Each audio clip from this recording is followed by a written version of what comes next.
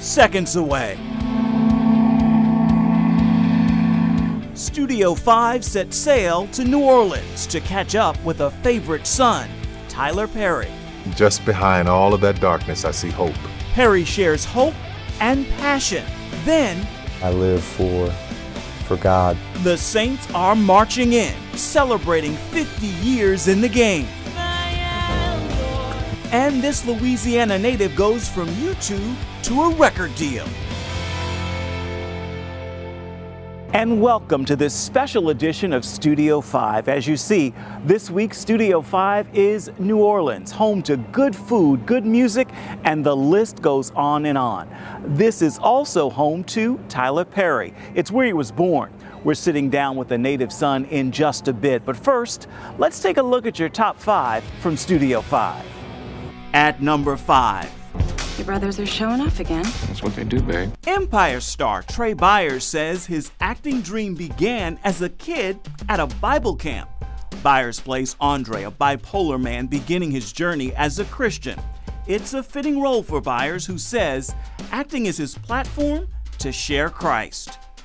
At number 4, morning country music legend Merle Haggard. He's building me a cabin in the hill. The private funeral was invitation only, but fans lined the gates with flowers. The iconic musician lives on with 2 albums in the top 5 on iTunes. At number 3, the winner of American Idol Season 15 is Trent Harmon! Trent Harmon whispered, "This is God's will," in the ear of his competitor. Congratulations to Trent! Voters crowned the Christian singer the final American Idol champion. He says, "Anytime I'm mentioned with a Carrie Underwood or Kelly Clarkson, I'm okay with that." At number 2, Emmy buzz surrounds Courtney B. Vance and the hit FX miniseries American Crime Story, The People vs. O.J. Simpson. Thank you very much for having me. And there's already news about another season.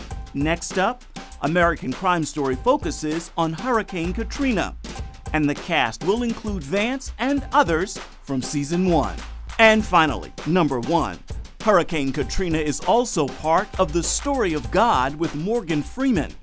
So right now, we're in flood country?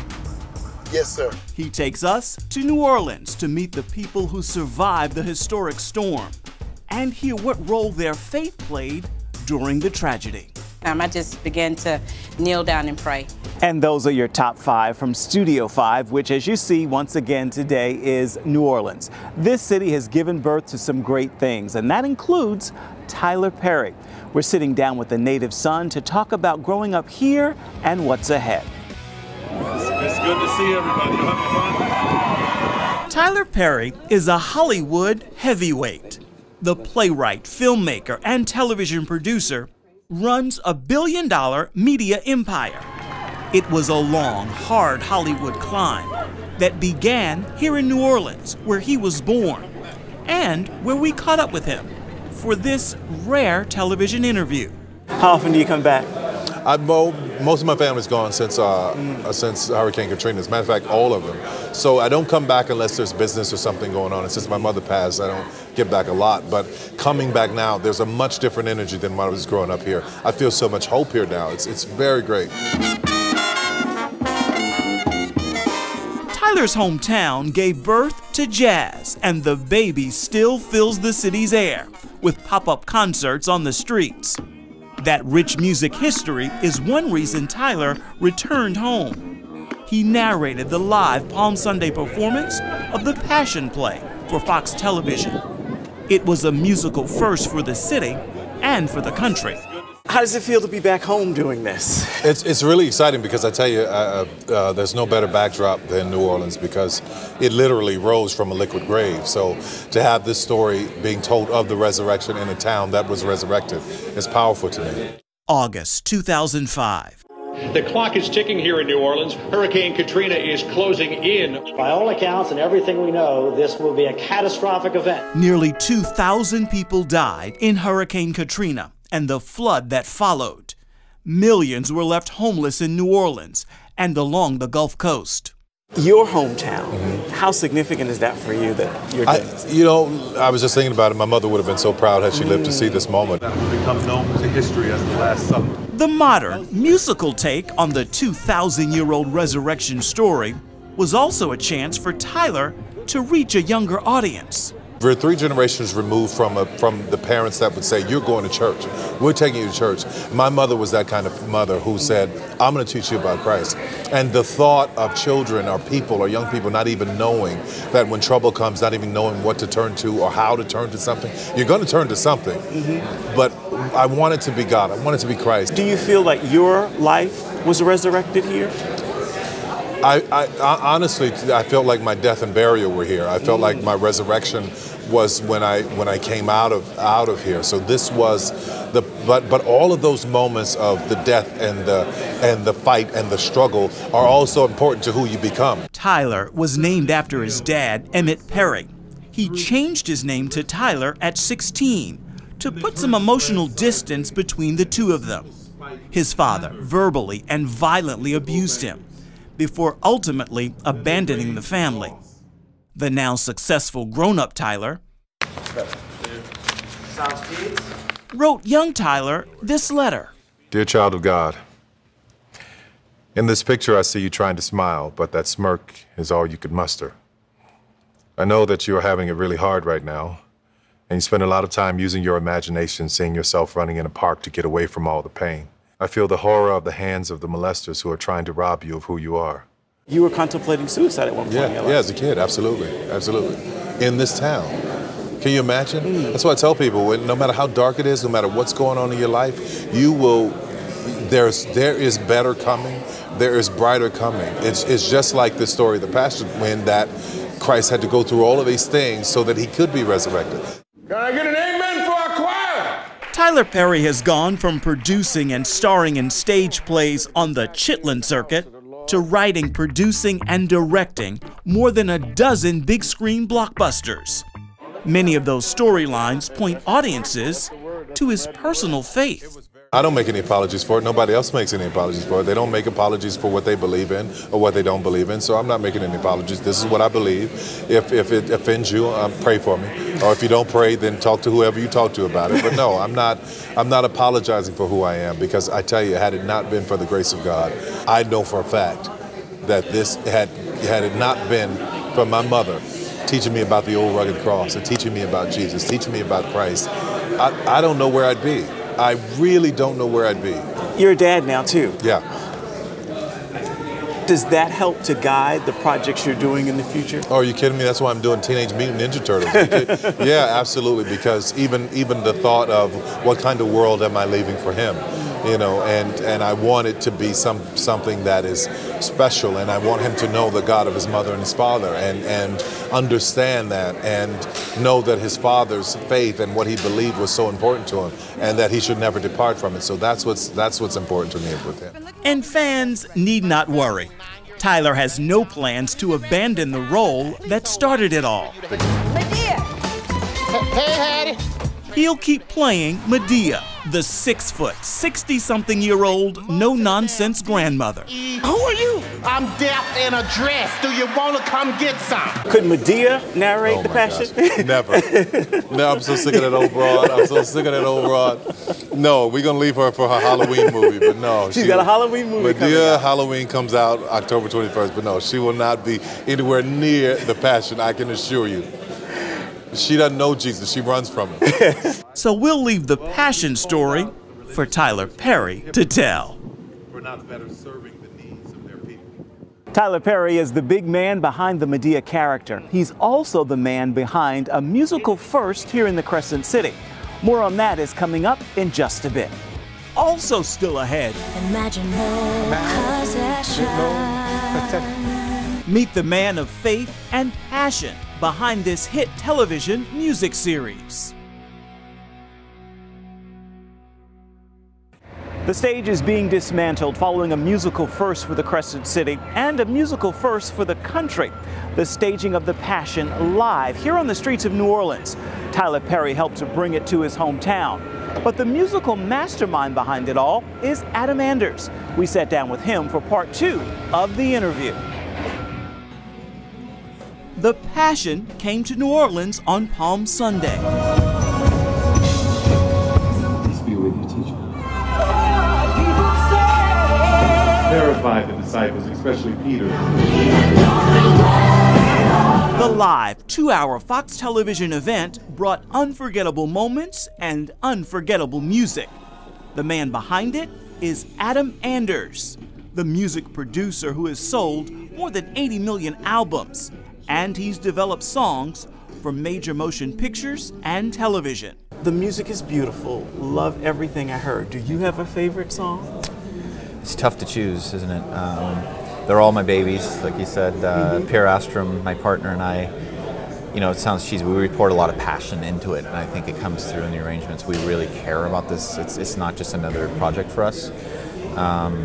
So it's hard to pick one because they all kind of go together to me. It's like it's an organic, like it's a film score. You know, they're all tied together.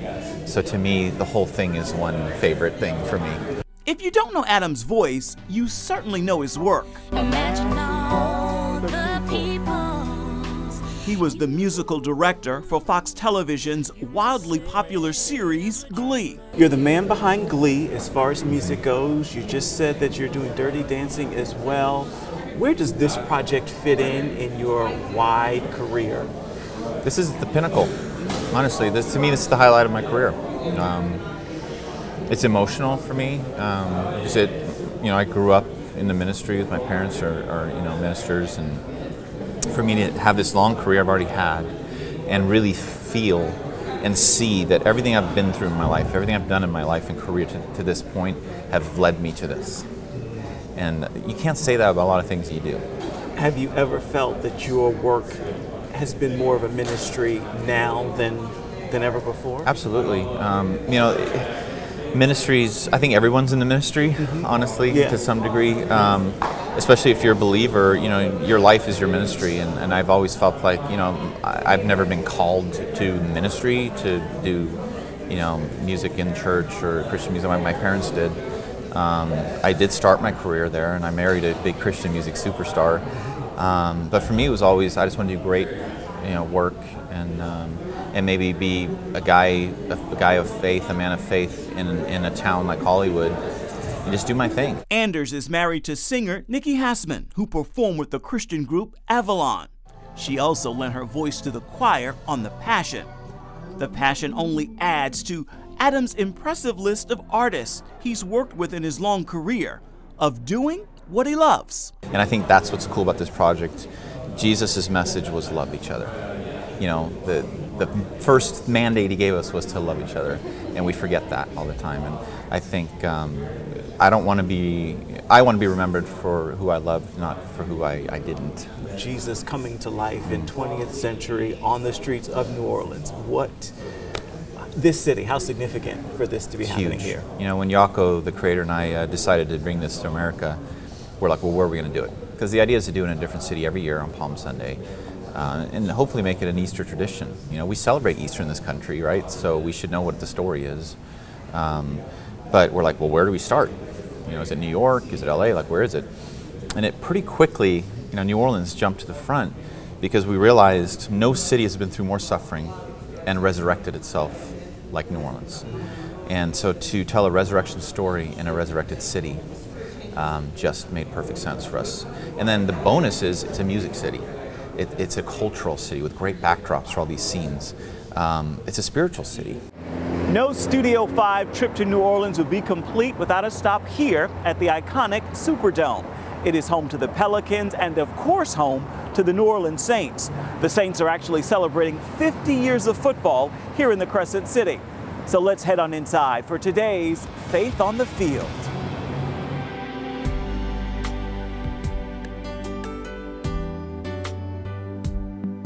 I had seen a lot of my friends tear their ACLs, and some of them hadn't come back as good as they were before, not as fast, not as mobile, whatever it might be. And so the thought of a torn ACL was devastating to me because I thought that I might be in the same boat as them, which was I wouldn't come back as strong. Why, if football were not here for me, or if sports weren't here for me, what's my calling in life? What's my purpose? What am I here to do? What's God's purpose for me?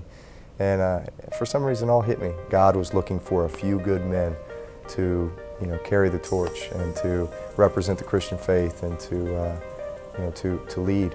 And I just remember thinking to myself, man, I'd like to be one of those few good men. Ever since, that moment in high school, when I truly accepted the responsibility of being a Christian and accepting Jesus into my heart and knowing that I'm living for a lot more than myself. I'm living for Him and the call that we all have as Christians. I knew that my faith was strong, and that as long as I relied on that and knew that there was a plan, the obvious choice would be the Miami Dolphins. And yet when you get past the surface and dig a little bit deeper, you see the heart and soul of a city that just needed somebody to believe in them. And here I was, just needing somebody to believe in me.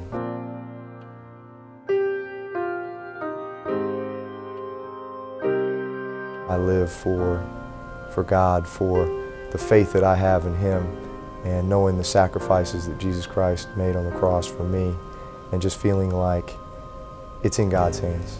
And all I have to do is just give it my best, commit the rest to Him, and everything else is taken care of. I mean, that takes a weight off my shoulders. I think that would take a weight off anybody's shoulders. And it's to give you confidence, to know that you've got somebody looking out for you. Still to come. If I lost everything, yeah. Bree shares the keys to her heart and her first recording project.